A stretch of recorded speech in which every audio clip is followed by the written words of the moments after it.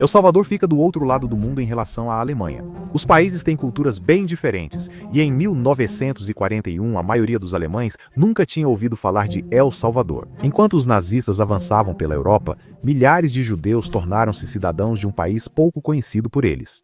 No consulado salvadorenho na Suíça, um herói improvável produzia documentos falsos para judeus europeus. Superiores e governo tentaram impedi-lo e silenciá-lo, mas ele não se importou. Então, por que um coronel salvadorenho desafiaria seu país para salvar milhares de judeus?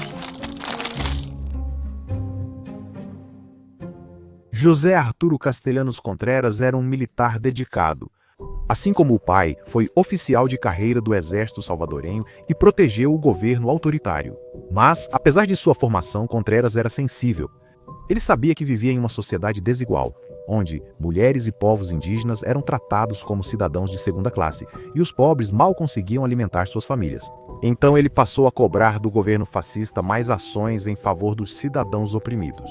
O ditador de El Salvador não aprovou isso. Contreras era um rival político que precisava ser neutralizado, então Martínez o enviou ao exterior como cônsul-geral na Europa. Assim, Contreras foi parar em Hamburgo, Alemanha, tentando salvar uma relação diplomática instável. Dentro de um ano, a Alemanha invadiria a Polônia e El Salvador cortaria todos os laços diplomáticos, deixando Contreras sem emprego. Mas mesmo antes do início da Segunda Guerra Mundial, os nazistas já faziam de tudo para arruinar a vida das pessoas.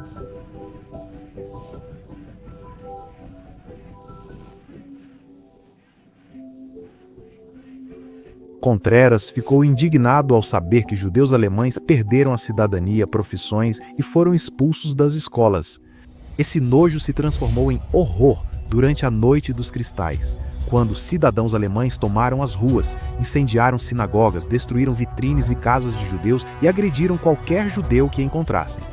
Enquanto isso, os nazistas prenderam dezenas de milhares de judeus, enviando-os a campos de trabalho forçado.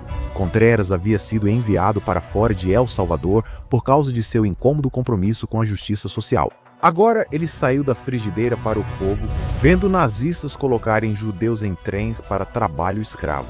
Ele escreveu ao ministro das Relações Exteriores de El Salvador, pedindo permissão para conceder vistos a judeus alemães que fugiam da Europa.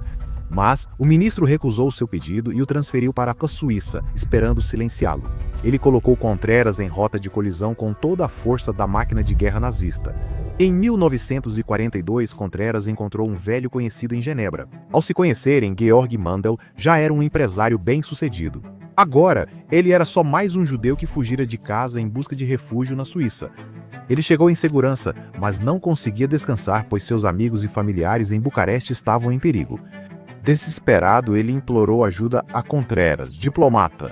Certamente ele poderia fazer algo, então Contreras tentou. Mais uma vez, ele implorou ao ministro das Relações Exteriores de El Salvador permissão para conceder vistos a refugiados judeus. Mais uma vez, foi negado. Ele podia ter desistido e dito ao amigo Georg: "Desculpe, não posso ajudar", mas não fez isso. Em vez disso, ele ligou para um colega diplomata para ajudá-lo a forjar uma série de documentos salvadorenhos para seu velho amigo. De repente, Georg Mandel virou Jorge Manteo e ainda foi promovido a primeiro secretário do cônsul de El Salvador em Genebra.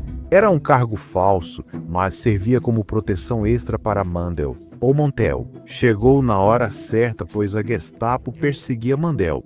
Ao pedirem seus documentos, só viram um nome estrangeiro e um título pomposo.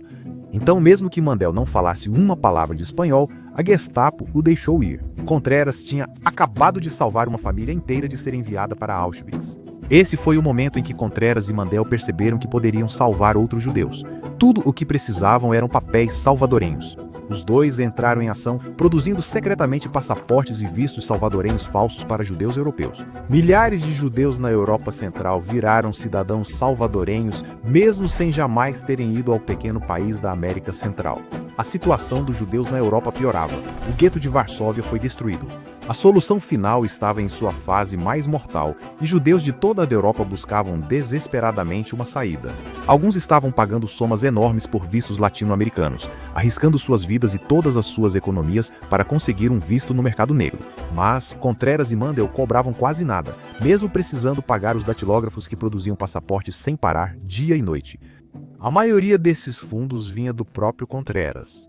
Mesmo assim, essa pequena operação não podia emitir vistos para todos que precisavam. O tempo passava, vidas em risco, então encontraram uma alternativa.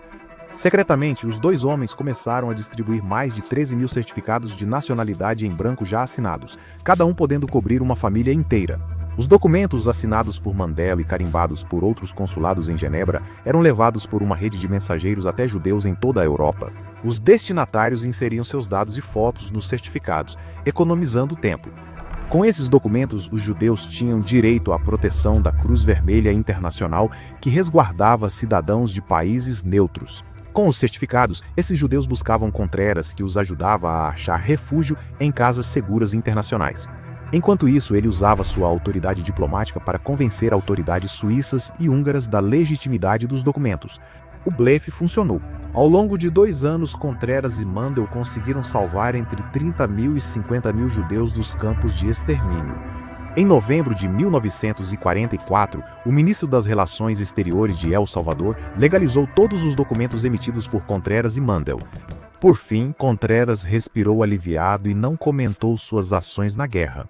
O mundo talvez tivesse esquecido esse herói se uma suíça não achasse uma mala misteriosa em seu porão, cheia de certificados de nacionalidade salvadorenha em branco. Aos poucos, a história começou a vir à tona.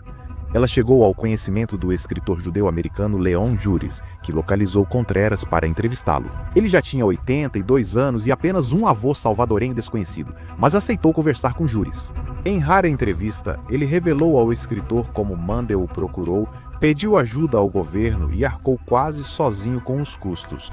Ele explicou como os mensageiros entregavam documentos aos judeus na Europa. Ele recusou o título de herói, dizendo que qualquer um faria o mesmo e nunca recebeu o reconhecimento público merecido em vida. Só em 1999 o público judeu conheceu seu nome, quando o Conselho Municipal de Jerusalém nomeou a rua El Salvador em sua homenagem.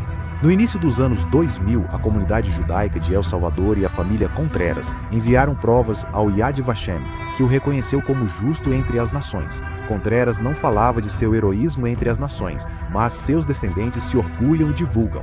Seus netos criaram um concerto de filme ao vivo, O Resgate, sobre o heroísmo do avô. A filha de Contreras segue divulgando a história do pai e afirma que agora ela é mais relevante do que nunca. Muitas pessoas, incluindo líderes mundiais, minimizam ou negam o Holocausto, e ao fazerem isso apagam o legado de um homem que teve a coragem de defender o que era certo, mesmo que estivesse sozinho.